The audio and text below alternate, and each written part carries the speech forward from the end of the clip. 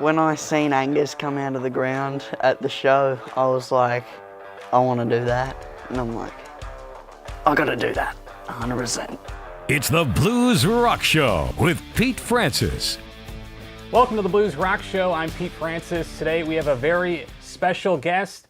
He just released his debut album, Chapter 1. It went to number 2 on the Billboard Blues chart. He's been playing on stage with a lot of big names over the past year. Joe Bonamassa, Buddy Guy, Eric Gales, just to name a few. Taj Farron. Taj, how are you? Good, good. Thank you for having me. Yeah, you bet. So let's go back to the beginning. You're from Australia. Yep. How did you get involved in music? What made you pick up a guitar?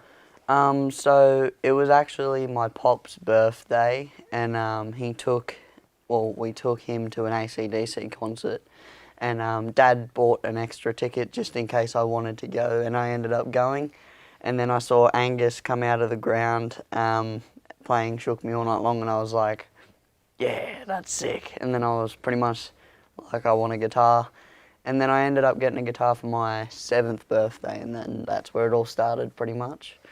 So when you first picked up the guitar then at 7, were you taking lessons or were you just kind of learning on your own at first? So at first I was just like noodling around on just like stuff. I didn't know what I was doing, but then I got lessons, and after about a week and a half I was like, I don't really think I want this guy to be the guy who teaches me. And I was like, okay. And then and then Dad said, he was like, oh, well, I do know how to play some guitar, so I'll teach you what I know. And then Dad was learning guitar as well at the same time, so whatever he was learning, he was teaching to me. So it was pretty cool that Dad got to teach me how to play guitar. So yeah. That's cool. So when did you play your first gig? I was, I think, 8. It was like about a year in of my guitar career so far. So how did that start? I mean, was that your family who encouraged you to play gigs, or like how did you at such a young age get on stage? It was actually one of my dad's friends. He was a lot of where I grew up was very music orientated. So it was actually one of my dad's friends, and he was like, oh, I know you've been learning, do you want to come up and play? And I was like, sure. And that was my first show, so I was really nervous and stuff. But then after that, that was when it I got the show itch, and I was like, okay, well, I like doing shows. So yeah. When was the moment where you decided, I want to be a musician, I want to do this full time? Pretty much when I seen Angus come out of the ground at the show, I was like, I want to do that. And I'm like, I got to do that, 100%. Yeah. So you're 15 right now? Yep, 15. 15 years old. How many years have you been playing professionally? Professionally, about 5.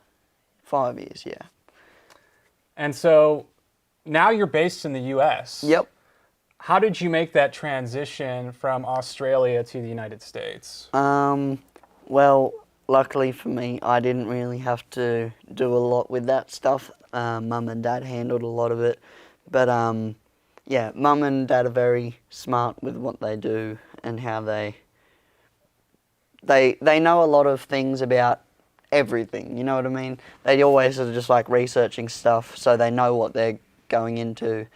So it was pretty good that I had them to do it, because if I was doing it, I'd be probably in a different country by accident. So how did you decide as a family the United States is the place we need to be to continue to grow your music career?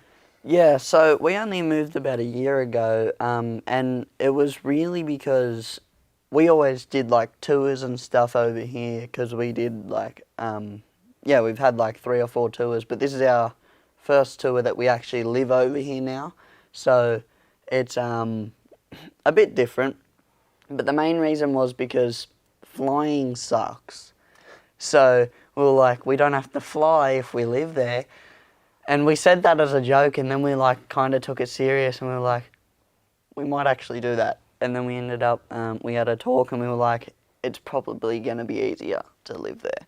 And we're like, we can give it a try. If not, we'll just move back.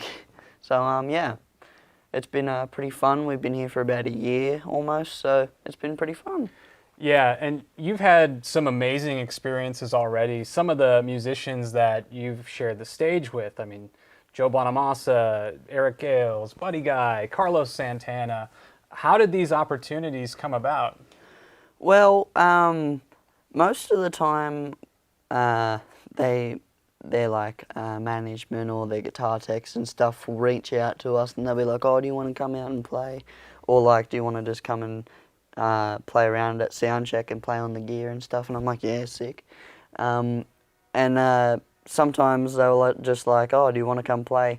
But there was a very different story with Carlos, because he actually asked me if I wanted to play, like personally, because most people are just like, they send their guy to be like, "Oh, do you want to come play?" But he personally come up, he was like, "Do you want to come play tonight?" And I'm like, "Yeah, sick." He was like, "All right, well, you can play tonight and then I'll get you up again tomorrow." So I got to play like 2 or 3 shows with him, which was pretty cool. What did that mean to you to have Carlos Santana personally invite you to share the stage with him? It was pretty cool because, I mean, he's someone that everyone looks up to in the guitar community, so it was definitely that's a pretty cool moment for me, so yeah. Buddy Guy's been doing his farewell tour for the past year. Yeah. He has a history of inviting a lot of up-and-coming artists to share the stage with him, share his platform. You know, he announces a farewell tour, and you get to be one of the people on it. What did that mean to you? That was pretty cool because that was like another same thing with Carlos. They asked me, like, I'm pretty sure he's the one who actually chooses who comes on the tour, which is pretty cool. So I think, if I was right about that, which is pretty cool. But he's one of the nicest people I got to speak to, and he's pretty cool. He's very wise. You can tell when he speaks. He's been around the bushes. Yes, and there's definitely a lot that you can learn from him as far as Buddy Guy as an entertainer. I mean, even right now, he's 87 years old, and I mean, he's still as entertaining as ever on stage. Yeah, it's actually funny because he even does the whole crowd walk and everything, and it was like, and he does it every night, and I'm like, that's pretty cool that him at that age is still like performing at that high level too, which is pretty cool. Yeah, so you definitely have gotten to share the stage with some big names. Growing up playing guitar, who were like the guitarists that you really look to for influence that really kind of get you going on the guitar? Well, my favourite guitarist is Gary Moore, so that's like my main influence for guitar now. But I mean, obviously I have like Eddie Van Halen influences and stuff like that. But my main influence was Gary Moore, and then obviously Angus and stuff.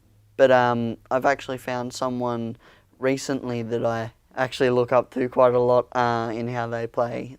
His name's Eric Steckles.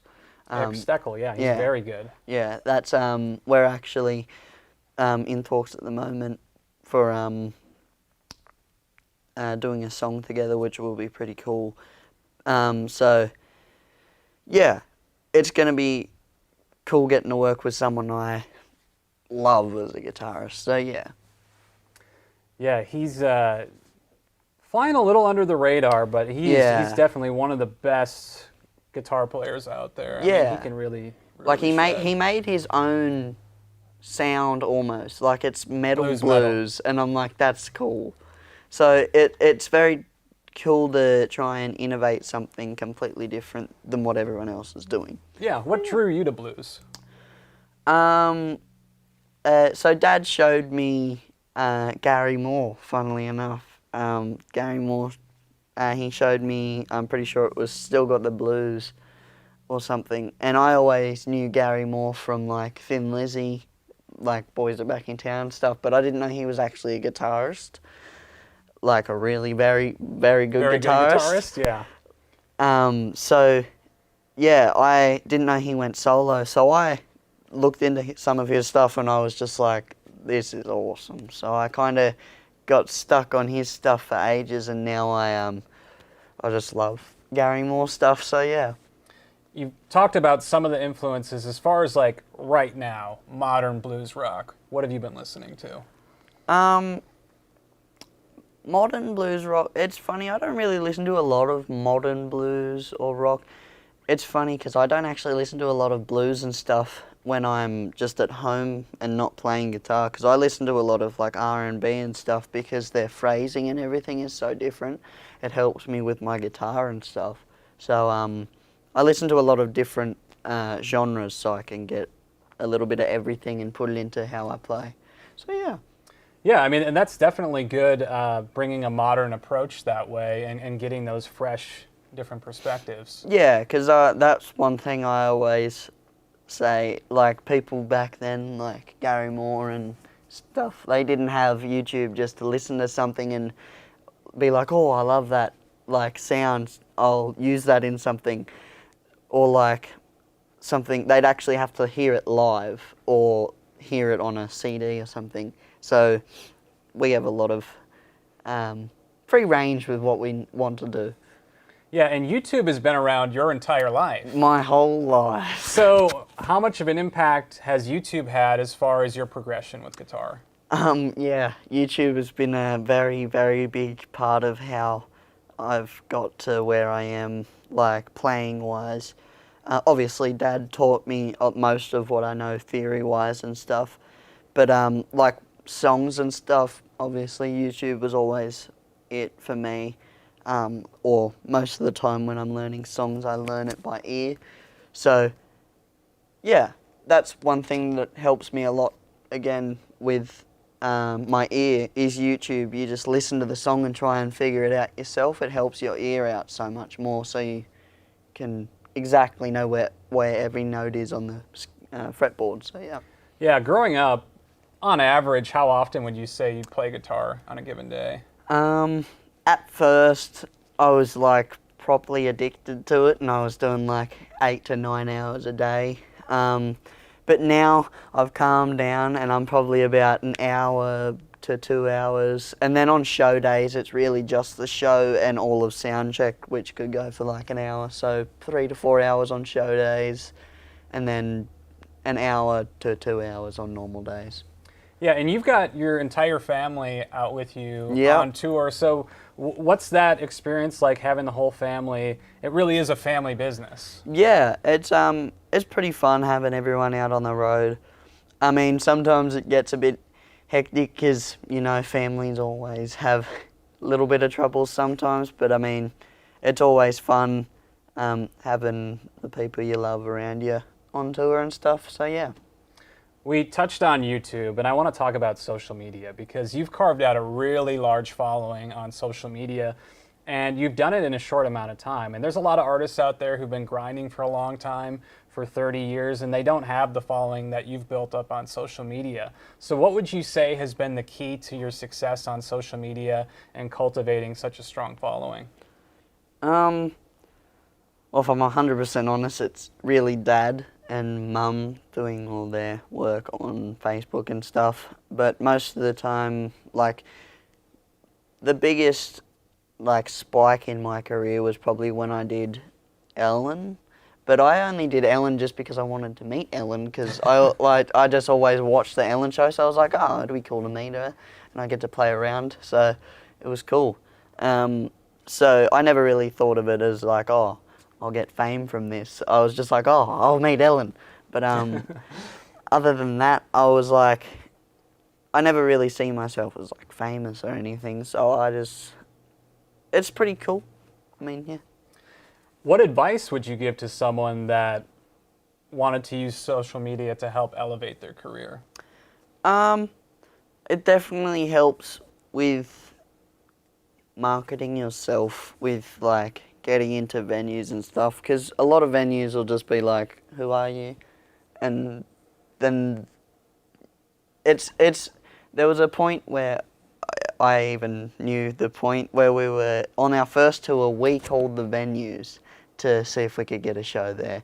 And then it feels good when the table turns and they call you, you're like, and they're like, oh, we'd love you to come play. And I'm like, wow. So, yeah, I mean, social media definitely helps. Yeah. I want to ask you about your songwriting because you've just released your debut album. Yep. It's had a lot of success, went #1 on iTunes, currently #2 on the Billboard Blues chart as we're recording this. How did you kind of get into songwriting? Have you worked with collaborators? How's your songwriting process? I have a producer, but the producer really did most of like lyrics and stuff because that's something I'm not really good at lyrics-wise. I can always come up with lyrics, but I just can't come up with them like that. Because when we're like making songs, I'm like, we have this amount of time and we need to have someone that can make pretty good lyrics very fast. And then I'll make tweaks and stuff to whatever I want. But Ken Lewis, which is who I did the album with, thank you, Ken. Yeah, he helped a lot with lyrics and stuff. But me mostly, I'm the guitar guy, so I always do riffs and the bass and stuff, and come up with like. He was like, "Oh, we need a bridge, I think," and I was like, "Okay, I'll just come up with the bridge part real quick," and yeah, and that was another thing that helped me a lot. Like YouTube helps with free soloing and stuff, so it helps with writing licks and riffs. So if you just put a backing track on, you can just solo around, noodle around in all of the scales that you know, and then you can use that stuff and use them in songs and stuff. So it always works out by watching YouTube. Yeah, YouTube. We mentioned the chart success. The debut album's been doing really, really well. You're an independent artist. Yep. So what would you say is the best thing about being an independent artist, and what do you think is the worst and most challenging aspect of that? So I think mainly the best thing about being independent is that, I mean, you're independent. No one's really going to tell you what to do, and you can choose where you want to play at whenever you want. If you want to have 6 months off, you can have 6 months off. But the main thing for me was my album. I wanted to own my own masters. So that was the main thing with me. I just like, no one really owns their masters anymore. So I was like, I want to be the only person that owns my own masters. And then probably the worst part about it is that like with a record label, it's a record label, they know everyone and they can do anything they can. So really, it's a leg up, but it's a leg down at the same time. So it's a win-win and a lose-lose situation. So really, you can do whatever you want. It's just whatever your personal preference is. Let's talk about singing, because a lot of talented young guitar players don't start singing until later. When did you start singing? So I started properly singing about 2 years ago. Like, I've always sung, but I never like actually sung at all. I've never had lessons still to this day. I'm just like going around what I'm hearing and I'm teaching myself stuff. And but I am just trying to get used to having to sing, because I mean I'm used to it now. I had to get used to singing and playing at the same time, and like I'm still kind of iffy with it. I can catch myself here and there because I've got so used to playing guitar. It's kind of second nature to me now. So I'm thinking about singing now when I'm on stage. So yeah, it's a bit different singing, but I love it. Did you always think and want to sing, or was there ever a thought, maybe I'll play guitar and someone else will sing? So at first, I was an adamant no on singing. I was like, no, I'll get someone else to sing, it's okay. And then Dad was like, just try singing, you haven't tried it. And I was like, okay, I can try it.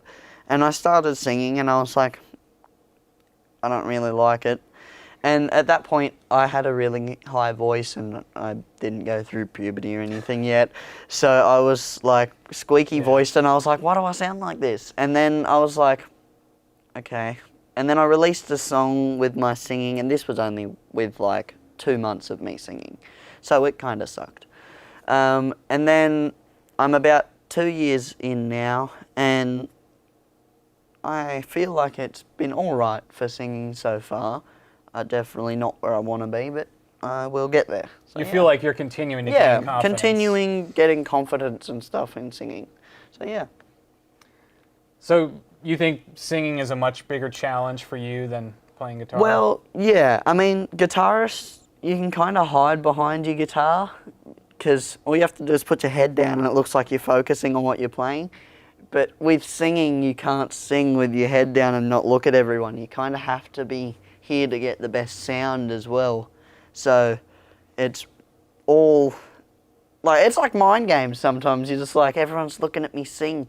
And what am I doing? I don't know how to sing. But, yeah. In your opinion, what makes a great guitar player? For me, I feel like it's fluidity. Like, stuff just comes out when they play. It's not like it's repetitive and stuff. It can be repetitive even. It's just like, it has to flow out on time and just like in perfect moments. You can play one note every minute, and if it's in that perfect moment, it'll work. So, yeah, it's really how they structure before they're even playing. It's like improv stuff to me is impressive. So, yeah. Speaking of guitar and great guitar players, recently you had a chance to play on the Experience Hendricks tour. Yeah. A lot of phenomenal players. How was that experience for you? Yeah, it was actually pretty cool. I never really played a lot of Jimmy Hendrix songs before. I mean, I knew quite a couple of them. But it was pretty cool to actually get put into like a whole Jimi Hendrix phase, and they were just like, here, Jimi Hendrix, and some Jimi Hendrix. But it kind of taught me a lot about how he played, and I picked up on stuff on like videos and stuff that I listened to, of songs that I had to learn. So yeah, it was pretty fun getting to play with some of the people I now call friends. Not even before that, it was pretty cool getting to see some of the people I haven't seen in quite a while. So yeah. So you've been super, super busy on the road. I mean, you are touring a lot. Yeah. Are you writing while you're on the road? So, yeah, I'm writing sometimes. I mean, it's all in my phone at the moment. It's just the whole thing of voice memos. So we're building a studio at our house at the moment. We're just getting everything set up. And then in November, I'm going to go in and start recording the second album. But yeah, really, while we were on the road last year, we went out for like a week and we do shows, and then we go to Ken Lewis's to record for like a week, and then we do that like once a month or something until we had our full album, and then we finished it, and we were like, well, now we need to find a date to release it. And yeah, now we're in contestants for a Grammy, and if I do win a Grammy, I'll be the youngest male Grammy Award winner, I think, ever. But that's male, not all. But yeah. Either way, I mean, that would be pretty amazing, cool. Accomplishment for sure. Yeah. So what's next for you?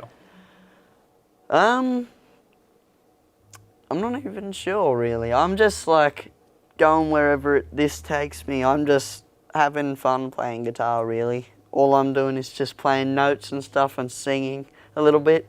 So I'm just doing what I love, and it's just taking me where it wants. So, yeah. All right. Anything else you want to add, Taj? Thanks for having me, and, yeah, lovely to meet you as well. Yeah, nice meeting you. And where can people pick up Chapter 1? You can get it at my website, which is just www.tajfarrant.com. So yeah. All right. He's Taj Farrant. I'm Pete Francis. This is the Blues Rock Show. We'll see you next time.